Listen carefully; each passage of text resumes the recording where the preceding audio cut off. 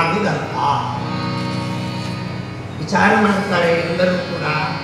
ಯಾರು ರಾಮ, ಯಾರು ಲಕ್ಷ್ಮಣ, ಯಾರು ಸುಗ್ರೀವ?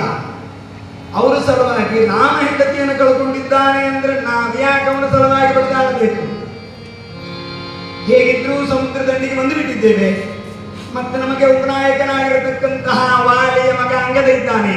ಇಲ್ಲೇ ಒಂದು ರಾಜ್ಯ ಕಟ್ಕೊಂಡು ಇಲ್ಲೇ ಇದ್ಬಿಡು. ಯಾಕೆ? ಇಲ್ಲಿಂದ ಹೋದರೆ ಸುಗ್ರೀವ ನಮ್ಮನ್ನು ಸಾಗಿಸ್ತಾನೆ.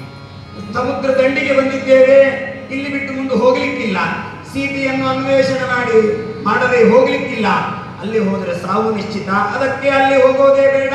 ಎಲ್ಲರೂ ಕೂಡಿ ಒಮ್ಮತದಿಂದ ಇಲ್ಲೇ ಅಂಗದನನ್ನು ರಾಜ್ಯವನ್ನು ಮಾಡಿ ಇಲ್ಲೇ ವಾಸ ಮಾಡಿಬಿಡೋಣ.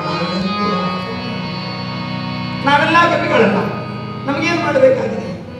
ಆದ್ದರಿಂದ ನಮ್ಗೆ ಯಾವುದೂ ಕೂಡ ಅವಶ್ಯಕತೆ ಇಲ್ಲ ಅನ್ನುವಂತಹ ವಿಚಾರವನ್ನು ಮಾಡಿದಂತಹ ಸಂದರ್ಭದಲ್ಲಿ ಆಗ ಹನುಮಂತ ದೇವರು ವಿಚಾರ ಮಾಡ್ತಾರೆ. ಹನುಮಂತ ದೇವರನ್ನು ನೋಡೋಣ, ಹನುಮಂತರನ್ನು ಒಂದು ಮಾತು ಕೇಳಿಬಿಡೋಣ ಅಂತ ಆ ಹನುಮಂತ ದೇವರ ಹತ್ರ ಬಂದು, ನೋಡಪ್ಪ ಹನುಮಪ್ಪ, ನಾವಂತೂ ನಿರ್ಣಯ ಮಾಡಿಬಿಡ್ತೀವಿ, ಸರ್ವಾನುಮತದಿಂದ ಆಯ್ಕೆ ಆಗಿಬಿಟ್ಟಿದೆ. ನಾವು ಇಲ್ಲಿಂದಂತರೂ ಹೋಗ್ಲಿಕ್ಕಾಗುವುದಿಲ್ಲ.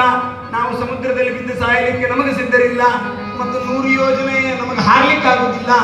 ಆದ್ದರಿಂದ ಆ ದಕ್ಷಿಣ ದಿಕ್ಕಿನಲ್ಲಿ ಇರತಕ್ಕಂತಹ ಒಂದು ವಿಶಿಷ್ಟವಾದಂತಹ ಸಮುದ್ರ ತೀರಕ್ಕೆ ನೀನು ಅಂಗದ ನೀಲ ಮೊದಲಾಗಿರತಕ್ಕಂತಹ ಕರುಗಳನ್ನು ಕಟ್ಟಿಕೊಂಡು ನೀನು ನದಿಯ ತೀರದಲ್ಲಿ ನೀನು ಸಮುದ್ರದ ಒಂದು